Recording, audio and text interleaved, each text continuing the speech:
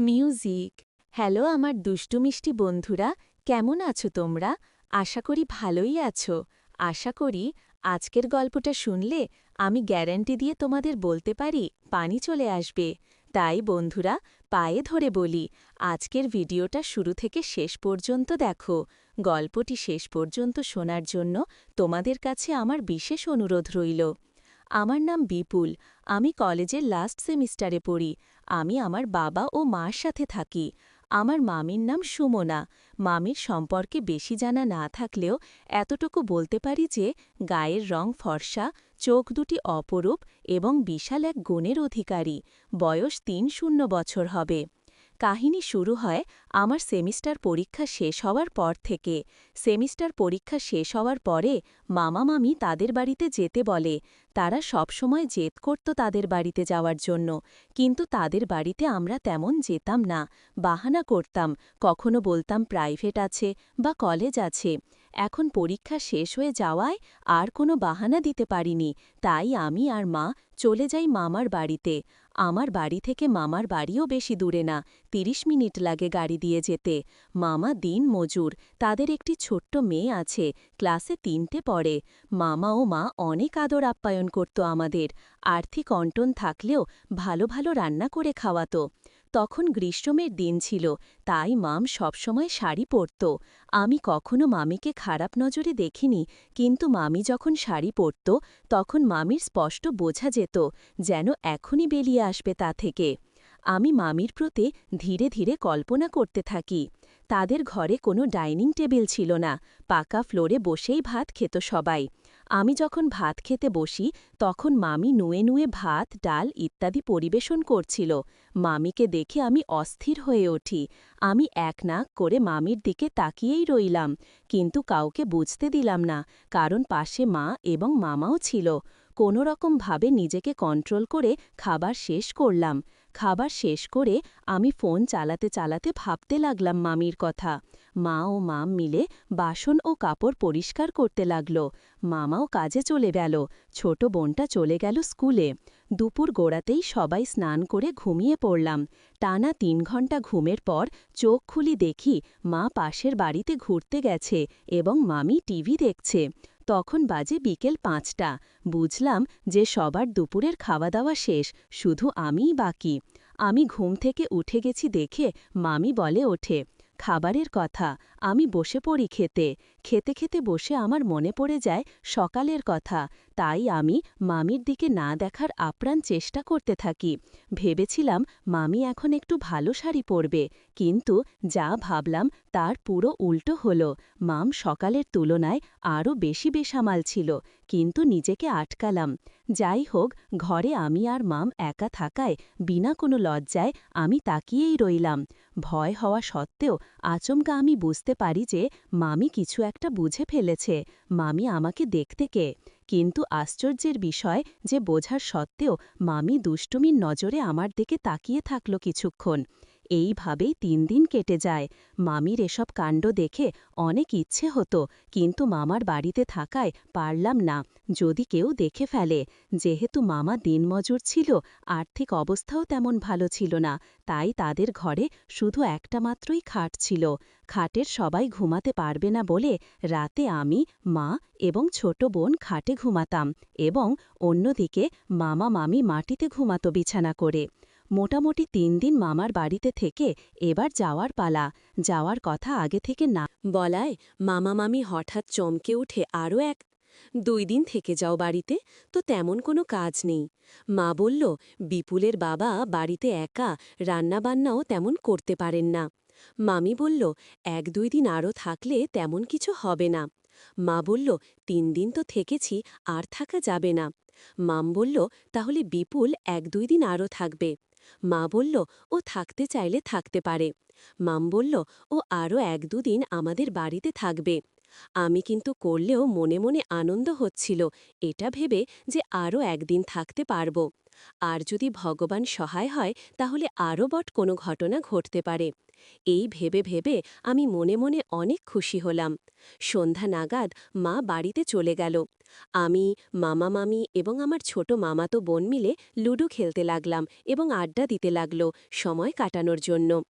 এমন অবস্থাতেও বারবার চোখ মামির দিকেই যাচ্ছিল। মামিও আমার দিকে তাকাচ্ছিল। রাত 12টা নাগাদ আমরা খাবার দাওয়া শেষ করে ঘুমোতে গেলাম। আজ মা না থাকায় আমি আর ছোট বোন খাটে শুয়ে পড়লাম। মামা মাটিতে বিছানা করে শুল, কিন্তু কিছুক্ষণ পরেই বুঝতে পারলাম যে মামা অসুস্থতার বাহানা দিয়ে খাটে শুয়ে পড়ল। এটা জেনে আমি মনে মনে অনেক খুশি হয়েছিলাম। কিন্তু এই খুশি বেশিক্ষণ রইল না, কারণ আমার আর মামির মাঝখানে ছোট বোন শুয়েছে বলে আমার সব আশা ভেঙে গেল। যাই হোক, এটাই স্বাভাবিক। এসব কথা ভাবতে ভাবতে কখন যে ঘুম লেগে গেল বুঝতেই পারলাম না। আজ রাতে একটা আশ্চর্যকর বিষয়। রাত প্রায় 3টা নাগাদ আমার হঠাৎ ঘুম ভেঙে গেল। উঠে দেখলাম যে ছোট বোন আমার আর মাম মাঝখানে নেই। উল্টো মাম আমার আর ছোট বোনের মাঝখানে শুয়ে আছি। কিছুই বুঝতে পারলাম না, তবে মনে মনে অনেক খুশি হলাম। তারপর আনন্দে আমার শক্ত হয়ে উঠেছিল, আর কিছু না ভেবে ধরলাম। কিন্তু কেন জানি আমার সন্দেহ হচ্ছিল যে মামি এখনো জেগে আছে। তাই ভয়ে কিছু না বলে শুয়ে পড়লাম। পরের দিন সকালে উঠে আমি মামির চোখে চোখ মিলাতে পারছি না। আমি আড়াল হয়ে থাকার চেষ্টা করছিলাম, কিন্তু মামি আমার দিকে দুষ্টু চোখে তাকাতে থাকে। এটা দেখে আমি বুঝতে পারি আমার মামরুর মনে কিছু একটা চলছে। গতকাল তাতে নিশ্চয়ই মামি জেগেছিল আর সবকিছু বুঝতে পেরেছিল। কিন্তু এটা জেনে আমি খুশি হব না ভয় পাব সেটা ভেবে পাচ্ছিলাম না। সকালের খাবার শুরু হলো। অন্যান্য দিনের মতো আজকেও আমি মামির দিকে দেখার চেষ্টা করছিলাম, কিন্তু দেখার সাহস পাচ্ছিলাম না। মামি আমার দিকে তাকিয়ে রইল আর মুচকি মুচকি হাসতে লাগে। খাবার শেষ হওয়া মাত্রই মামা কাজে চলে গেল এবং ছোট বোনটি স্কুলে চলে গেল। এভাবে কিছুক্ষণ পর ঠিক দুপুর 1টা নাগাদ মামি স্নান করতে গেল। ঠিক কিছুক্ষণ পর মামি হঠাৎ আমাকে ডাক দিল, বিপুল, আমার কাপড়গুলো সোফাতে রাখা আছে, একটু দিয়ে যাও তো। এই কথা শুনে আমি মামির কাপড়গুলো নিয়ে বাথরুমের দিকে গেলাম। বাথরুমে দরজাটাও পুরো খোলা ছিল। গিয়ে যা দেখলাম তাতে আমার কান গরম হয়ে গেল। কাপড়গুলো কোনো রকমভাবে দিয়ে আমি চলে গেলাম। কিছুক্ষণ এসব কথা ভাবার পর বুঝতে পারলাম মাম ইচ্ছা করে ওই জিনিসটা করেছিল। একটাই কল্পনা ছিল, সেটাও চলে গেছে। তারপর ভাবলাম এমন সুযোগ আর আসবে না। আমার কপাল ভালো ছিল। সন্ধ্যার দিকে মামা এবং ছোট বোন মিলে বাজারের সাংস্কৃতিক অনুষ্ঠান দেখতে চলে যায়।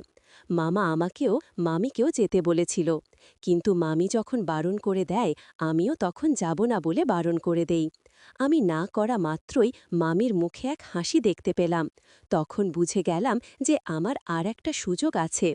তারপর কিছুক্ষণ আমরা একে অপরের দিকে দেখতে থাকি এবং মুচকি মুচকি হাসতে থাকি। এরই মধ্যে কারেন্ট চলে যায়। কারেন্ট চলে যাওয়া সত্ত্বেও মামি লাইট জ্বালানোর কথা কিছু বলে না, চুপচাপ এক জায়গায় দাঁড়িয়ে রইল। ততক্ষণে আমি বুঝে গেলাম এই সেই সুযোগ যেটার জন্য আমি এতদিন অপেক্ষা করছিলাম। অন্ধকার ঘরে কোনো রকমভাবে আমি মামিকে খুঁজে পেলাম। মামির কাছে যাওয়া মাত্রই ধরলাম। মামি কোনো বাধা দিল না। এভাবে কিছুক্ষণ পর মামি রেগে উঠে গিয়ে টর্চ ও লাইটটা জ্বালিয়ে দেয়া। এটা জ্বালা মাত্রই আমি প্রথম মামিকে স্পষ্ট দেখতে পেলাম। মামির মুখ দেখে বোঝা যাচ্ছিল যে মামি পাগল পাগল হয়ে আছে। আমরা দুজনেই চুপ, কোনো রকম কথা বলছি না। পুরো ঘরে যে এক বিষণ্ণতার ছায়া নেমে এসেছে। একটা ছোট্ট লাইটের আলো ছাড়া আর কিছুই নেই। আমরা শুধু একে অপরের দিকে তাকিয়ে আছি। এরপর মাম ঘর থেকে বেরিয়ে গেল। আমি এটা দেখে আশ্চর্য হলাম এবং তাড়াতাড়ি ঘর থেকে বেরিয়ে মামিকে খুঁজতে লাগলাম। কিন্তু অন্ধকার থাকার কারণে পেলাম না। মনে দুঃখ ও ভয় নিয়ে আবার ঘরে ফিরে এলাম আর ভাবতে লাগলাম, এখন কি হলো আমার সাথে? যদি মামি মামাকে সব কথা বলে দেয়? এসব কথা ভাবতে ভাবতে কিছুক্ষণ পরে হঠাৎ কারেন্ট এসে পড়ল। কারেন্ট আসার কিছুক্ষণ পরেই মামিও ঘরে চলে এলো। মামির সাথে মামা এবং ছোট বোনটাও এসে পড়ল। এটা দেখে আমি ভয় পেয়ে গেলাম যে মাম বোধহয় মামাকে কিছু একটা বলে দিয়েছে। এই ভেবে আমার ভয়ে পুরো শরীর ঠান্ডা হয়ে গেল। তখনই মামা আমার পাশে এসে বসল। এবার আমার সন্দেহ যেন বাস্তব রূপ নিতে লাগল। ভাবতে লাগলাম মা জানতে পারলে কি হবে। তখনই মামা বলে ওঠে, তুই যদি অনুষ্ঠানে যেতিস তাহলে বড় মজা হতো। মামার এই কথাগুলো শুনে আমি একটু হাফ ছেড়ে বাঁচলাম। ভয় দূর হল আর বুঝলাম যে মামি মামার কাছে কোনো কিছুই বলেনি। আমি বললাম, শরীরটা ভালো লাগছিল না, তাই যেতে মন করেছিল না। মামা বলল, যাই হোক, এই দেখ তোদের জন্য রোল আর চাউমিন নিয়ে এসেছি। তাড়াতাড়ি ঘণ্টাক্ষণক পর রাতের খাবার দাবার সেরে সবার আগে শুয়ে পড়লাম, অন্যান্য দিনের মতো।